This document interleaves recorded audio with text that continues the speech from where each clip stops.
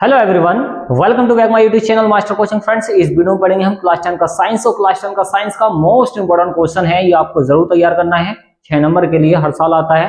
देखिए क्वेश्चन है दिष्ट धारा जनित्र वाला, और ये काफी इंपोर्टेंट है। समझिए इसको स्टेप बाय स्टेप, किस तरीके से आपको ये एग्जाम में मिलेगा, सब कुछ इसमें बताया जाएगा। देखिए मोस्ट इंपोर्टेंट है एग्जाम के लिए, दिष्ट धारा जनित्र है, आपको दिखाया जाएगा, इसमें समझाया जाएगा सिद्धांत के बारे में, इसका प्रिंसिपल क्या है, संरचना, इसका स्ट्रक्चर कैसे बनता है और कार्यविधि कैसे काम करता है ये दिष्ट धारा जनित्र। देखिए हर साल आता है।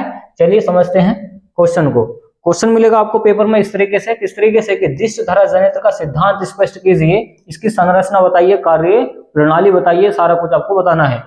एनसीईआरटी बेस्ड क्वेश्चन है और हर साल मालूम किया जाता है। देखिए आपसे डेट से ही पता चल चुका होगा। तो आपको शुरू में क्या लिखना है, इसका सिद्धांत लिखना है। ये दिष्ट धारा जनित्र का क्या है, ये चित्र है, आप ये चित्र देख पा रहे होंगे, इस तरीके से भी आता है इसका चित्र।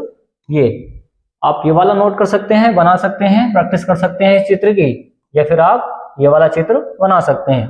तो इसमें आपको लिखना है सिद्धांत। तो सिद्धांत कैसे लिखेंगे वो समझे।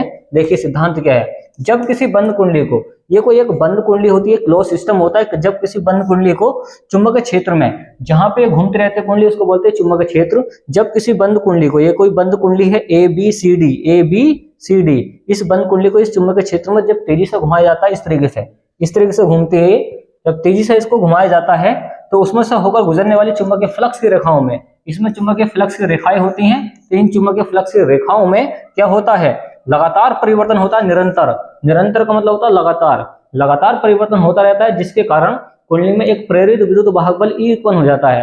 ये जो प्रेरित विद्युत वाहक बल है, ये ई होता है, ये उत्पन्न हो जाता है, और परिपथ में क्या होती है, धारा बहने लगती है।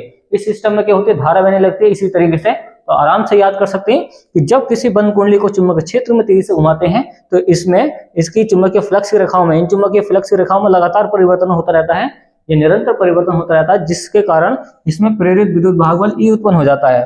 जैसे प्रेरित विद्युत वाहक बल ई उत्पन्न होगा, ये ई उत्पन्न होगा, तो इसमें धारा बहने लगती है। तो इस तरीके से काम करता है। ये एन क्या है, ये नॉर्थ साइड है, इसको नॉर्थ बोलते हैं। एस क्या है, ये साउथ साइड है।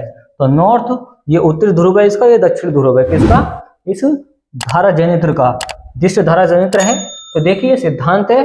ओके चलिए आगे आपको क्या लिखना है इसकी संरचना में, कि क्षेत्र चुंबक लिखना है, क्षेत्र चुंबक क्या होता है, और आर्मेचर कुंडली लिखनी है कि आर्मेचर कुंडली क्या होती है, इसकी संरचना में आता है।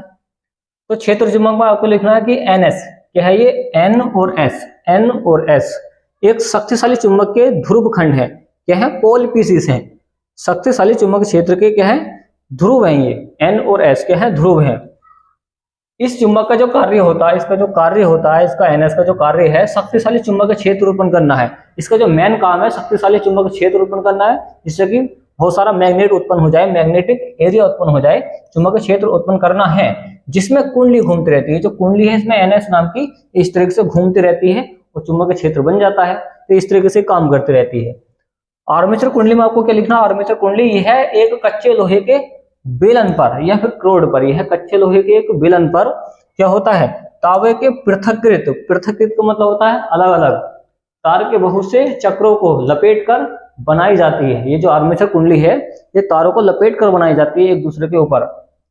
एनएस ध्रुव खंडों के बीच इसे जल, टरबाइन या डीजल, देखिए इसको घुमाया किससे जाता है, इससे देखिए जल से घुमाया जाता है, टरबाइन से घुमाया जाता है, डीजल से, और डीजल इंजन के द्वारा इनको सबको घुमाया जाता है। तो जैसे ये घुमाते हैं तो इससे करंट पैदा होता है, दिष्ट धारा जनित्र वाला। ओके तो समझिए, देखिए ए बी सी डी, ये क्या है, आर्मेचर कुंडली है। देखिए ये इसकी भुजा है, ये बीसी इसकी भुजा है, और यहाँ पे क्या है, ये विभक्त बल हैं इसके, S1 S2 क्या है, विभक्त बल हैं, और ये बाह्य परिबंध में क्या है, बल्ब इसमें जला दिया गया है, और ये इसका घूर्णन अक्ष है, इसको बोलेंगे घूर्णन अक्ष। तो चित्र की आप ये प्रैक्टिस कर लेना। देखिए कार्यविधि समझे, इसकी कार्यविधि क्या है। देखिए कार्यविधि देखें कि चित्र में एबीसीडी जो है, एबीसीडी का है, एक आयताकार कुंडली है, ये आयताकार है। आगे समझे, जो दक्षिणावर्त दिशा में घुमाई जा रही है, दक्षिणावर्त दिशा क्या होती है, देखिए नॉर्थ से साउथ में घूमती है इस तरीके से, ये होती है दक्षिणावर्त दिशा में घुमाई जा रही है। कुंडली के घूर्णन के कारण, जब ये कुंडली घूमती है इस तरीके से, घूर्णन के कारण उससे गुजरने वाले चुंबकीय फ्लक्स में, इससे जो चुंबकीय फ्लक्स गुजरता है, ये चुंबकीय जो फ्लक्स गुजरता है, चुंबकीय फ्लक्स में लगातार परिवर्तन होगा। जैसे ही चुंबकीय फ्लक्स में लगातार परिवर्तन होगा, यह होता रहता है, तो जिससे कुंडली में विद्युत चुंबकीय प्रेरण उत्पन्न हो जाता है। जैसे स्पीड से घूमेगी कुंडली इस तरीके से, तो विद्युत चुंबकीय प्रेरण उत्पन्न हो जाता है। आगे समझे, विद्युत चुंबकीय प्रेरण से विद्युत वाहक बल, इसमें धारा उत्पन्न हो जाती है। देखिए विद्युत चुंबकीय प्रेरण से इसमें क्या होता है, प्रेरित विद्युत धारा उत्पन्न हो जाती है। जैसे इसमें क्या उत्पन्न होगा, वोल्टेज उत्पन्न होंगे या फिर विद्युत वाहक बल उत्पन्न होगा, तो क्या होगा, इससे प्रेरित धारा भी उत्पन्न हो जाती है। कुंडली में धारा की दिशा फ्लेमिंग के दाएं हाथ के नियम के अनुसार ज्ञात की जा सकती है। जैसे फ्लेमिंग का दाएं हाथ का नियम काम करता है, वैसे ही इससे धाराएं ज्ञात की जा सकती है। तो इस तरीके से इसकी कार्यविधि लिख सकते हैं।